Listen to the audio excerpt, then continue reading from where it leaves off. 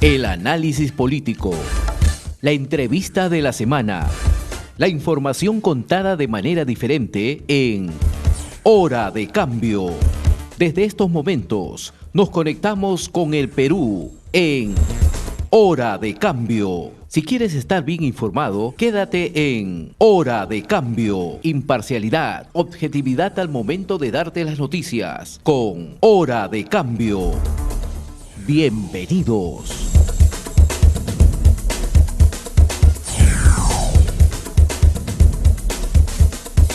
En esta oportunidad vamos a dialogar con la arquitecta Lourdes Yusti.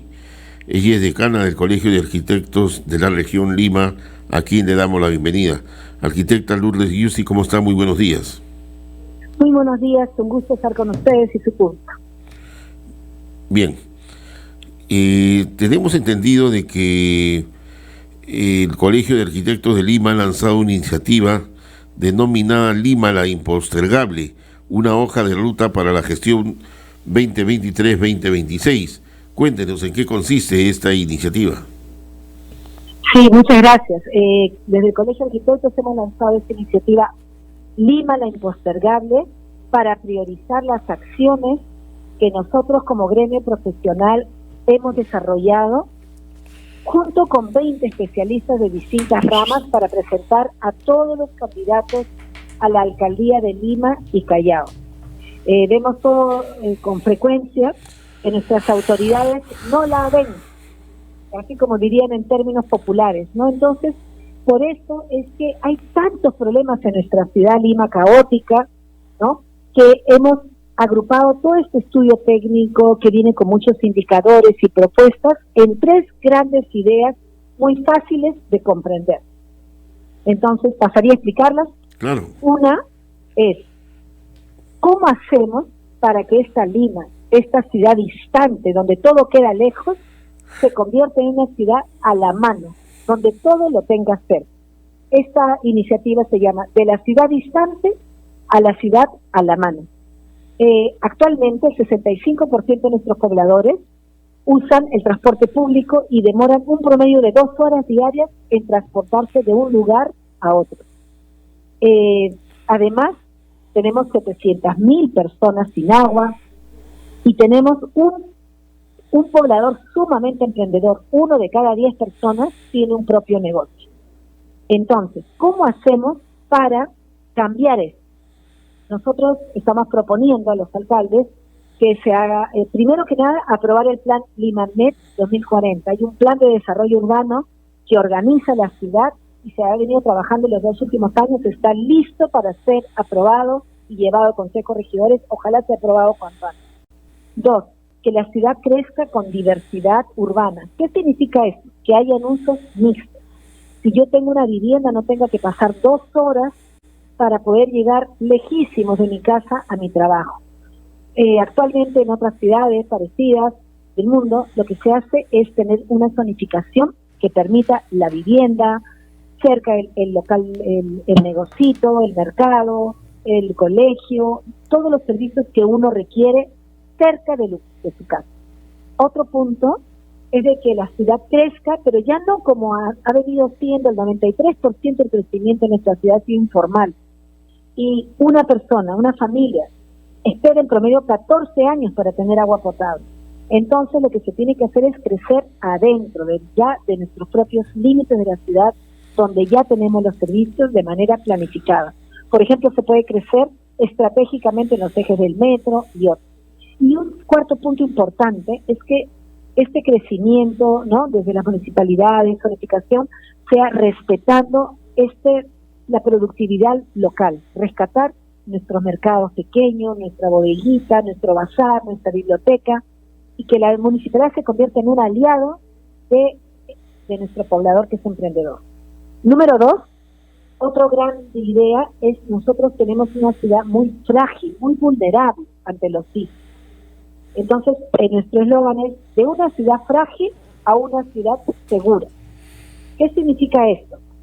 Nosotros, las personas que tenemos viviendo en nuestras, laderas, zonas vulnerables, hay 700.000 personas en riesgo alto o muy alto. Cerca de 5 millones que están en riesgo sísmico. Entonces, ¿qué es lo que se propone? Lo que se propone es hacer propuestas en las laderas, ¿no?, donde están todos nuestros asentamientos humanos, para crear, uno, reforzamiento de las viviendas de manera sistémica, de las manzanas, ¿no? Cada vez que hay un sismo, nosotros nos encontramos, ¿qué pasaría? Dios no quiera, desde los años del año 74 todavía no ha llegado el gran terremoto. Debe ser algo prioritario para nuestro alcalde siguiente, reforzar y enfocarse en cómo mitigar esta vulnerabilidad de las viviendas. Uno. Dos, fomentar un equipamiento urbano, un equipamiento en áreas públicas, áreas verdes, biohuertos, en estas zonas de laderas, vinculados a los comedores populares. Es importante que cualquier plan que haga un alcalde esté hecho considerando a nuestra propia realidad. Es muy notoria la labor de las madres en los comedores populares, y cuando se hace una estrategia, por ejemplo, en estas zonas, no basta con poner una escalera, luego el muro de contención, luego el tanque, se hacen obras pequeñas y aisladas. Por eso que se tiene que tener una visión integral, mejorar el mejoramiento del barrio de manera integral, hacer un diseño. Invocamos a los alcaldes a hacer concursos de ideas, concursos de arquitectura, como se hacen en otros países, para hacer propuestas que involucren tanto la escalera, como los andenes, como el biohuerto, como el comedor popular, como el tanque de agua, y todo diseñado de una manera que el poblador se sienta orgulloso del lugar donde vive. Y también trazar una línea roja, hasta aquí llegó la ciudad.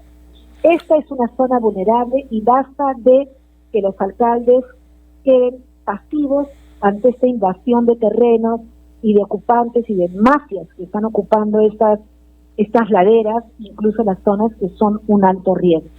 La tercera, la tercera gran idea es cómo hacer para combatir la inseguridad ciudadana, cómo hacer para pasar de una ciudad con miedo a una ciudad con vida. 7 de cada 10 personas tienen la preocupación de ser asaltados, de ser violentados. Ese es un gran riesgo, un gran peligro, un gran problema que tiene la ciudad de Lima, y tiene que ser enfrentado por el alcalde. ¿Qué proponemos? Proponemos hacer un impulso muy fuerte en el uso del espacio público. El espacio público, por ejemplo, por ejemplo, nosotros tenemos una ciudad que le falta mucho porcentaje de área verde, de área de uso para el poblador. Según estándares internacionales debería haber 9 metros cuadrados por persona, y nosotros tenemos un promedio de 2 metros cuadrados por persona. Sin embargo, tenemos una serie de huacas, patrimonio arqueológico, tenemos 385 huacas dispersas en nuestra ciudad, que deberían y podrían ser integradas para los pobladores, ¿no?, con actividades de bajo impacto en lo que es, o sea, que no interfieran con el patrimonio ecológico. Pero se pueden hacer ferias, biohuertos, se pueden hacer espacios de encuentro, lugares de paseo, de recreación, etcétera. También queremos hacer una campaña, el árbol como vida. Arquitecta, que debería ser una... Sí, es interesante la propuesta que usted hace. Sin embargo, la realidad lamentablemente es otra. Acuérdese usted, en la década del 60, en la década del 70, si bien es cierto, creció Lima en forma desorganizada, en forma totalmente anárquica. Eso fue producto de las invasiones que se produjeron de la gente que venía del campo hacia la ciudad y fueron habitando estas zonas, vía El Salvador, Comas, lo que ahora es Los Olivos, Independencia, vía María del Triunfo, en Los Conos fundamentalmente, y después ya en la zona este, en caso de San Juan del Lurigancho. El tema es el siguiente: si bien es cierto ahora ya no hay ese tipo de invasiones, lo que ahora hay otro tipo de invasiones que tiene que ver mucho con empresas formales, pero que a la vez se convierten en informales para apoderarse de terreno de lo que son las comunidades que todavía existen y que ahora se han dedicado pues a vender terrenos, a negociar y a traficar con terrenos. Y ese es el problema, o sea, ese crecimiento que ahora se está dando responde a esa realidad, a una realidad ya delincuencial. Antes era una necesidad, ahora si bien es cierto también es una necesidad, pero ya se convierte pues en un acto delincuencial vender terrenos que al final de cuentas no les pertenece y al final lamentablemente nadie dice nada. Así es, lo que nosotros queremos es que nuestra próxima autoridad tenga la voluntad política de sacar adelante la solución a estos problemas.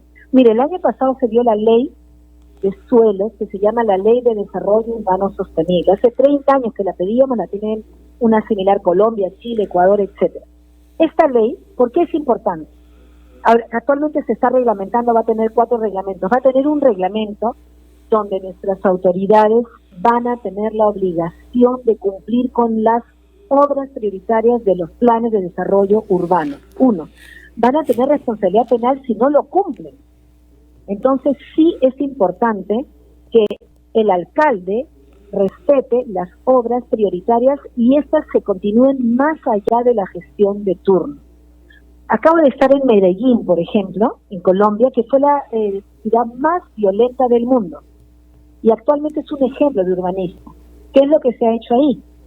Se hizo un plan sólido, fuerte, urbano, se pusieron los proyectos prioritarios y hay del alcalde que no haga lo que el proyecto aprobado en el plan y que necesitan los ciudadanos cumple.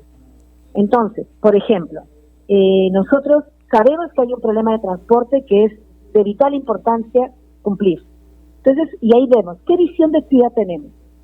Es una ciudad cuyas obras e inversiones van a estar enfocadas en pistas para el carro particular, o le vamos a dar prioridad también al vehículo de transporte masivo y a nuestras bicicletas, ¿no? Tenemos también una ciudad donde una persona se va a tener que movilizar a grandes distancias para llegar a su trabajo, o lo va a poder tener cerca y sus servicios cercanos.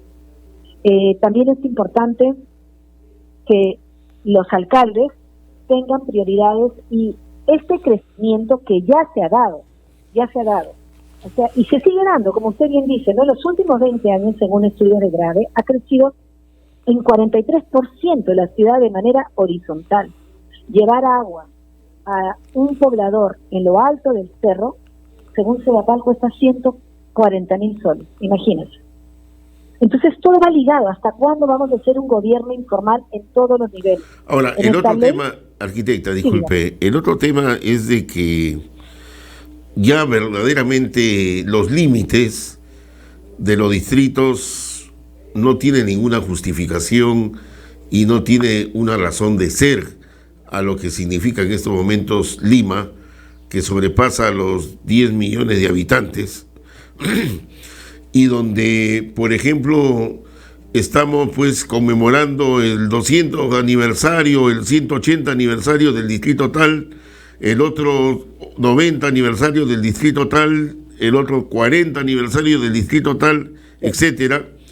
Y cuando al final de cuentas, pues, lo único que hemos hecho ha sido, pues, dividir distritos que ya existían, ¿no? Entonces, ahí no había un crecimiento, ahí lo que ha habido es generar mayores necesidades de las que antes existía. Por ejemplo, distritos como Breña, Barranco, Jesús María, que son los más pequeños de Lima, que tienen presupuesto, que no cuentan lamentablemente en el caso de Breña, por ejemplo, con áreas verdes. En Breña no hay un solo parque. Yo he vivido en Breña, no hay un solo parque. Teníamos de niños teníamos que irnos al Campo de Marte, pero ese era Jesús María. O San Juan del Urigancho, que ya debe tener 1.200.000 habitantes en estos momentos. Mire, entonces, ¿qué hacemos ante esa realidad? O de repente, o la gran mentira del país que vive gobiernos regionales que no existen. Esto es una farsa. No existen gobiernos regionales acá en el Perú. Acá son departamentos que ahora se llaman regiones. Pero ¿por qué no hacer una macro región en Lima, dividirlo en 6 pedazos y los presupuestos justamente para ese plan que se implementa de parte de ustedes podría encajar? Pero en esta gran Lima, como está estructurada, mire, Lo veo Sí, bien, hay bien un difícil. problema, sí, pero bueno, siempre hay que apuntar a mejorar y a tener una visión clara de qué se quiere. Y para eso están los especialistas y para eso existen los planes. Esta propuesta de Lima, efectivamente partida pues en tantos distritos, es un problema para administrar y nos crea muchos conflictos cotidianamente, ¿no? Claro. Hay conflictos de límites y, por ejemplo, cada distrito da sus normas, la provincia otra, el ministerio otra, esta ley viene a organizar todo eso. Ya desde hace bastantes años el Colegio de Arquitectos había justamente propuesto hacer 5 grandes zonas de Lima y eso lo recogió también el alcalde Muñoz, ¿no? Eso hay una ley en el Congreso y el actual alcalde también lo está nuevamente poniendo en carpeta. Sí, es necesario que Lima no esté tan fragmentada.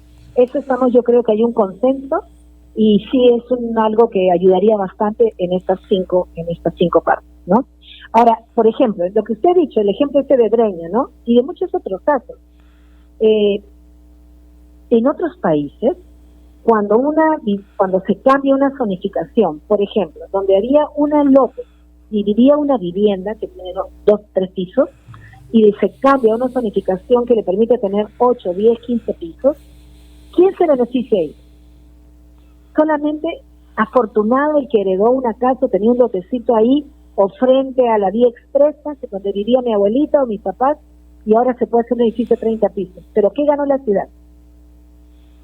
Entonces, sí tiene que haber un beneficio para la ciudad. Y cuando hayan este tipo de cambios que permiten una altura mucho mayor en la edificación, la norma debe exigir y decir, está bien, tú tienes derecho a edificar 3 pisos, te permito 5 o 6, y los pisos adicionales, tú los vas a tener que hacer un pago por ellos.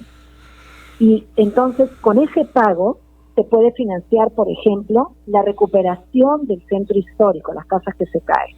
Con ese, o también te puede decir, tú te puedes recuperar, pero haces un pago o cedes un área que va a ser de uso público.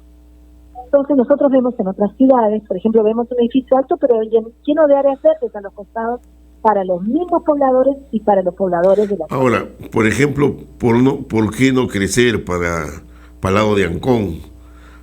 O sea, esperar que hayan invasiones en vez de haber un plan integral de crecimiento para la gente que vive en las grandes alturas de los cerros, o en el caso que usted ha mencionado, lo que ha mencionado, el cercado de Lima no se puede tocar porque es zona cultural, monumento histórico, pero ¿qué estamos esperando? Que se derrumba, que se caiga, que haya muertos para recién hacer algo. O sea, ¿en qué país estamos viviendo con este tipo Estamos viviendo en un país que no tiene los instrumentos urbanos, financieros y económicos que sí tiene Colombia, sí tiene Chile, Ecuador, etcétera, que nos llevan muchos años de luz. ¿Usted no cree que no hay decisión política? Ese es el problema. ¿Perdón? No hay decisión política que en el Perú. Mira, para es que hacer hay eso.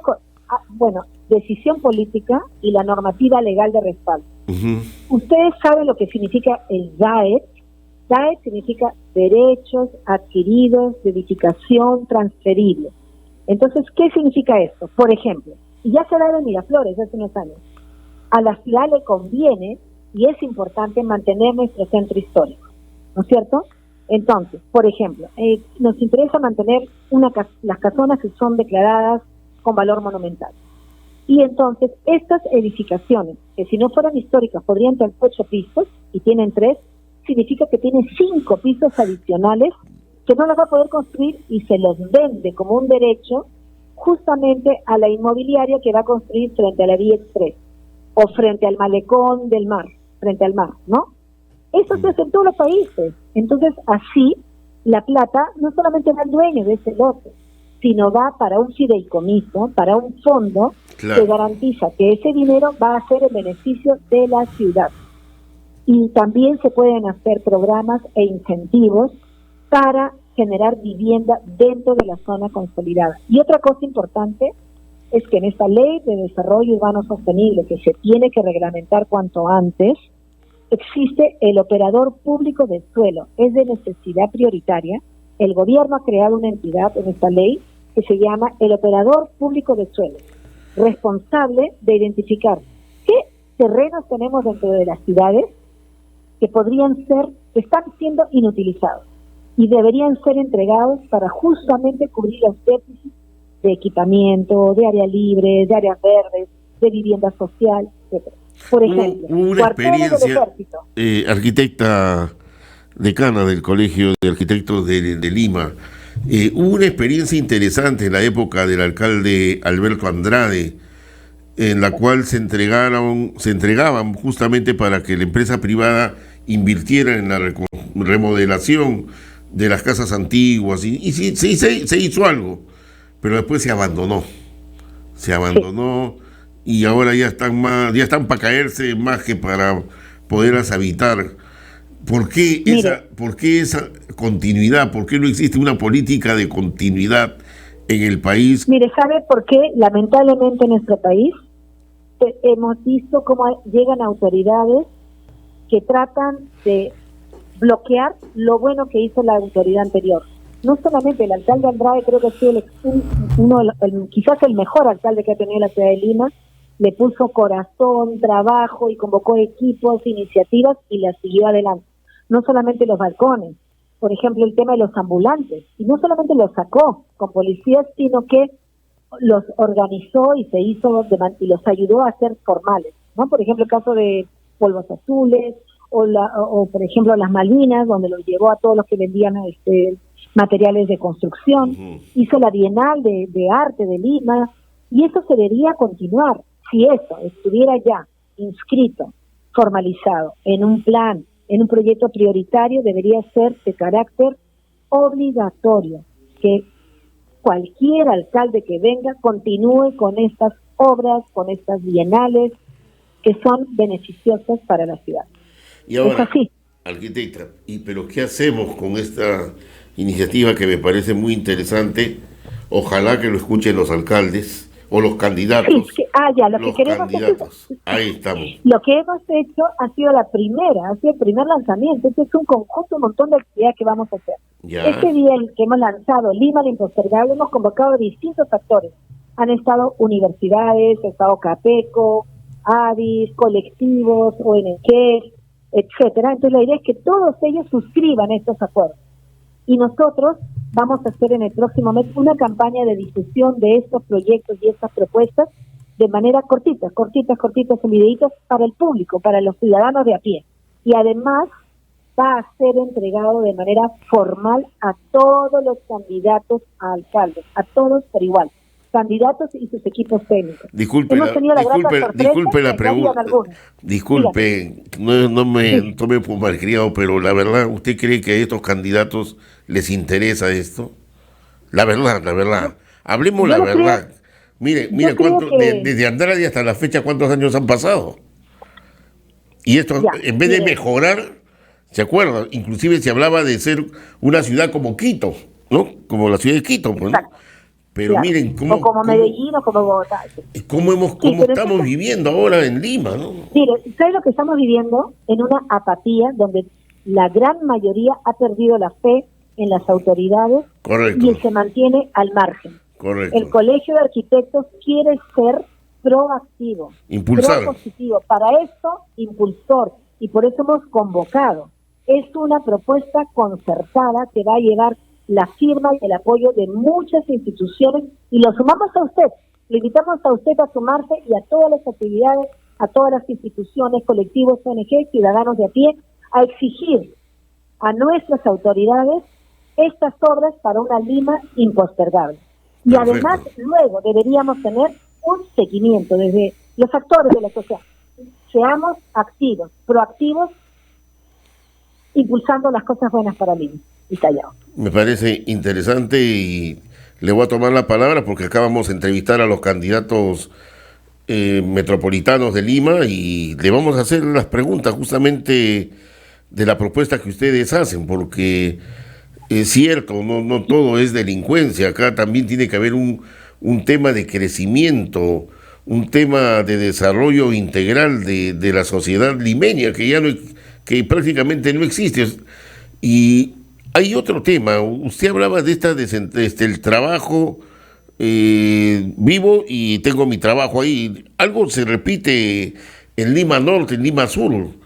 donde ya está el Poder Judicial descentralizado, hay grandes centros comerciales, la gente ya muy poco viene para la ciudad de Lima, o para lo que es el cercado, ¿no? Sí, mire, hay toda una... Pero falta ordenar mejor eso, ¿no?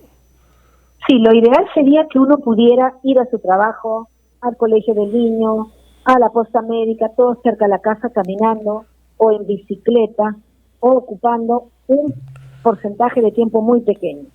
También otro tema, porque siempre se van a tener que movilizar también un sector de la población, es priorizar las obras de inversión que benefician a mayor cantidad de personas. Y como los teleféricos, por ejemplo, ¿no? Se ofreció hacer el teleférico para San Juan del Lurigancho, para diferentes asentamientos, ¿no? Que tenemos tanta población que pierde, no es justo que un poblador pierda 2, 3, 4 horas en distancia. Nuevamente vuelvo a casa de Medellín, que han hecho unos ellos también tienen asentamientos en todo, como a ambos lados de la ciudad hay asentamientos en el cerro. Entonces, antes demoraban 2 horas y ahora bajaba a 20 minutos. Imagina el cambio de calidad de vida. Ahora, a propósito, la experiencia del tren eléctrico que viene de San Juan del Lurigancho hasta San Borja y se va hasta el sur, hasta Villa María del Triunfo, eso se ha hecho por lo alto, al menos en la zona de y no ha perjudicado a nadie y ha descentralizado. ¿Por qué no seguir con esas obras de envergadura, digamos, para hacer las grandes autopistas que no tenemos, ¿no? Sí, pero habría que preguntarle a la persona que vive al frente del tren eléctrico si la ha perjudicado o no la ha perjudicado. Habría que ver. Mire, en realidad... Alguien tiene que perjudicarse, lamentablemente. Sí, esa es una idea, pero es una idea como otras que hay. Lo importante es de que se vea qué ciudad queremos, a quién vamos a priorizar.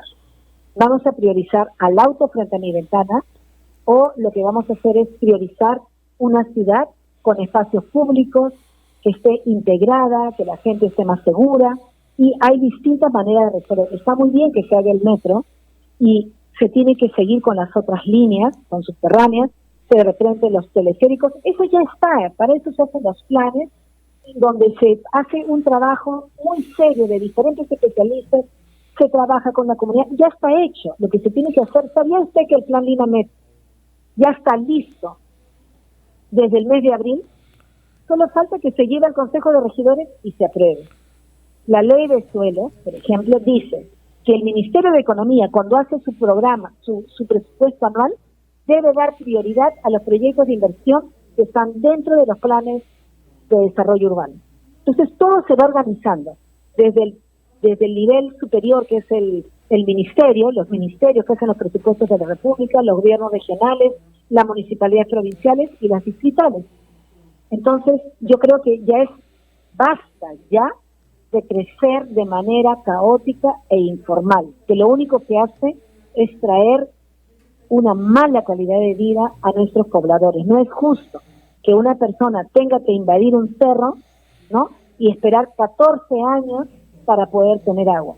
Y además, en un asentamiento humano que no tiene pistas adecuadas. Acabamos de ver a alguien en una entrevista en otro medio que decía, no se les puede poner gas natural porque ni siquiera tienen pistas, no tienen agua, no tienen los espacios para parques, no tienen el espacio que dejaron para un colegio, un nido.